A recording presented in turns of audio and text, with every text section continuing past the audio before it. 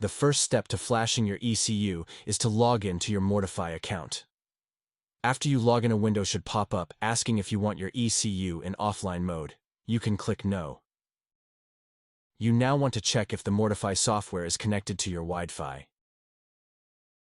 Enter the ECU tab at the top left of the screen and click the Connect button. Select the Show All button and search for your ECU.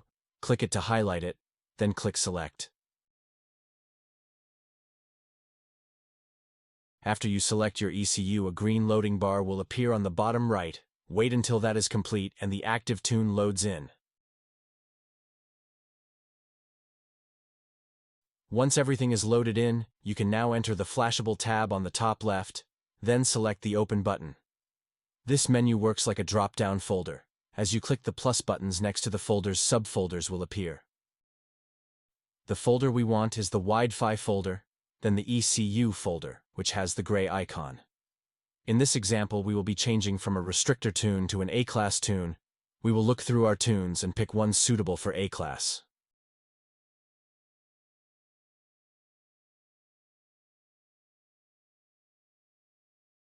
When we find the tune we want, we will right-click it, and in the menu that pops up, we want to click Load. Files in the Tunes Owned folder are read-only, meaning they are not editable. To be able to edit them, we want to right-click on the tune we want and select Flashable Save As. If your tuner has sent you a tune, or you have already done this step in the past, you can skip this part. You are now prompted to rename this file. You can name it anything you want, but for this example, we are happy with the name and will just be removing the word copy. Now open the copied file, or your tuner's file, by left-clicking it, highlighting it in blue, then hitting the Select button at the bottom.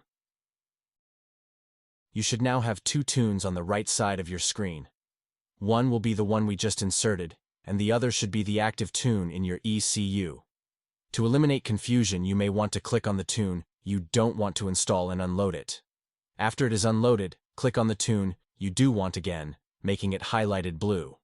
When it is highlighted blue, that means it is the active flashable. At this point, before going any further, you will want to plug in the 2-pin jumper wire into your WiDefy harness. This is necessary to flash your ECU. Once you make sure that jumper is plugged in, you can go back into the ECU tab. Click the Flash button. A small window should pop up that you want to click Yes on. This is the easy part of the process. You can now just follow the lead of the flash wizard that pops up. The wizard will first sync with your ECU and get ready to flash.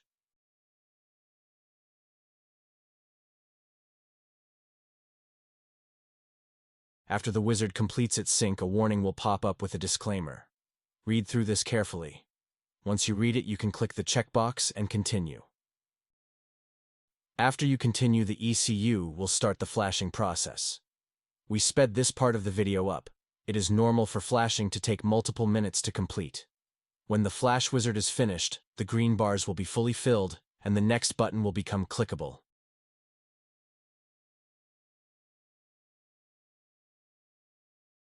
You now want to unplug that 2-pin jumper wire from your WiDefy harness and keep it in a safe spot.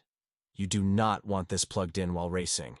Your flash is now complete and ready to race, but you may want to verify that you installed the tune you meant to.